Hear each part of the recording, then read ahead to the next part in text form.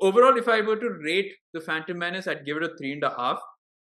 Obviously, for different reasons, I loved Liam Neeson as Qui-Gon, loved Ewan McGregor as um, Obi-Wan.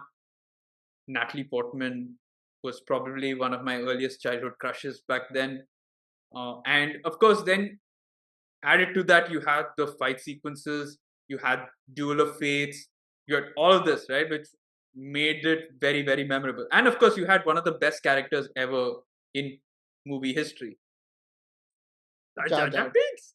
Yeah. He's a So fan. he's a fan.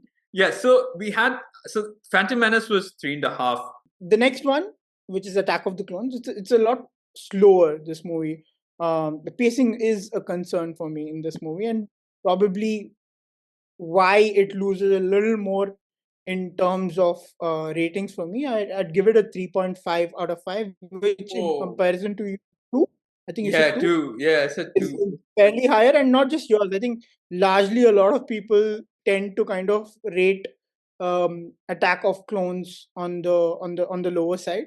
Mm. But I think it's in the concept of the entire universe of Star Wars, and especially in the story of Anakin Skywalker. I think it's a very, very pivotal part, and has like a very strong play. If you kind of take this out, it does the entire universe doesn't really sit well, or you don't understand what drives the character, etc., etc., to what he eventually becomes.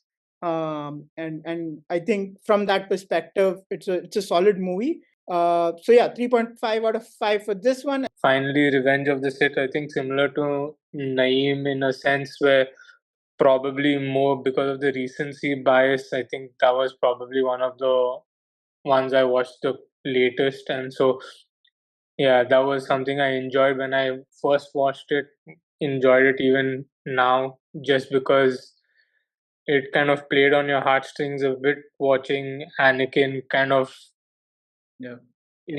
embrace, or maybe let's not say that or whatever, but yeah, just to see the trajectory and where he was at in that movie, kind of like, in some sense, you were like kind of sad to see it unfold, but in a way, you were also like, let's see how this kind of plays out. And so, yeah, quite fun that way. Again, I think both of you all touched on it, the cinematics and then the action sequences, again, probably one of the best in the series. And so I think I'd give it 4.5. And if there was something between 4.5 and a 5, I'd probably